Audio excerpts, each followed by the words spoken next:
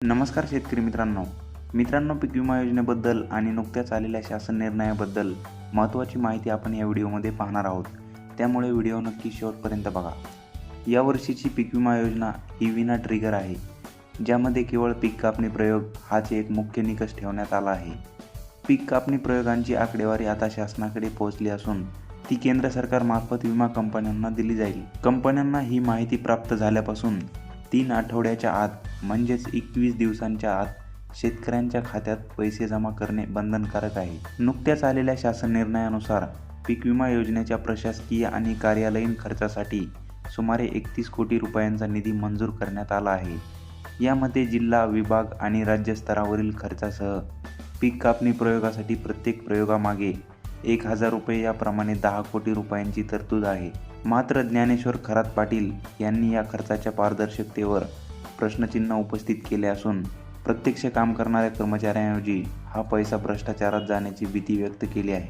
पीक विमा कधी मिळणार या प्रश्नावर बोलताना ज्ञानेश्वर खरात पाटील यांनी स्पष्ट केले की जर सरकारने वेळेवर सबसिडी दिली आणि विमा कंपन्यांनी प्रामाणिकपणे काम केले तर खरीप 2025चा पीक विमा फेब्रुवारी किंवा मार्च महिन्यापर्यंत शेतकऱ्यांच्या खात्यात जमा होऊ शकतो. मात्र त्यांनी गेल्या वर्षीचा अनुभवाचा दाखला देत रब्बी 2024च्या कांदा पीक विम्याचे पैसे अद्याप न मिळाल्याबद्दल संताप व्यक्त केला आणि प्रशासकीय दिरंगाईवर टीका केली आहे. पीक विम्याची रक्कम किती मिळणार याबाबतही त्यांनी महत्त्वपूर्ण खुलासा केला आहे. सरकारने 17,000 रुपयांची घोषणा केली असली तरी ही सरसकट रक्कम कोणालाही मिळणार नाही. पीक विम्याची नुकसान भरपाई ही मागील 7 वर्षातील बेस्ट 5 वर्षांच्या सरासरी उत्पादनाशी या वर्षीच्या उत्पादनाची तुलना करून ठरवली जाते. ज्या भागात उत्पादनात मोठी घट झाली आहे तिथेच क्लेम मिळणार आहे. त्यामुळे 17,000 रुपयांचा आकडा हा केवळ एक गैरसमज असल्याचे त्यांनी सांगितले आहे.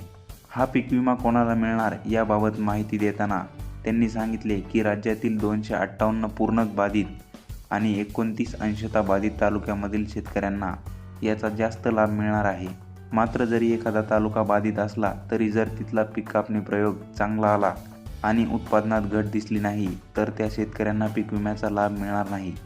थोडक्यात हा सर्व लाभ पीक कापणी प्रयोगाच्या अंतिम आकडेवारीवर अवलंबून आहे.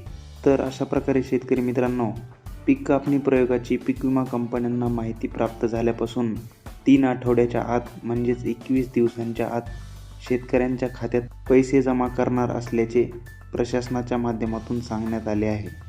साधारणतः हे पैसे जमा करण्यासाठी फेब्रुवारी किंवा मार्च महिना उजाडू शकतो.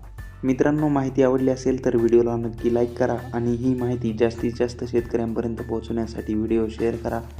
आणि ज्यांनी कुणी आपल्या चॅनलला अजूनही सबस्क्राईब केले नसेल तर खाली दिलेल्या लाल कलरच्या सबस्क्राईब या बटनवर क्लिक करून आपल्या कृषी योजना या यूट्यूब चॅनलला सबस्क्राईब करा व बेल आयकॉनला प्रेस करा. आणि तुमचे काय प्रश्न असतील तर कमेंट बॉक्समध्ये नक्की विचारा. धन्यवाद.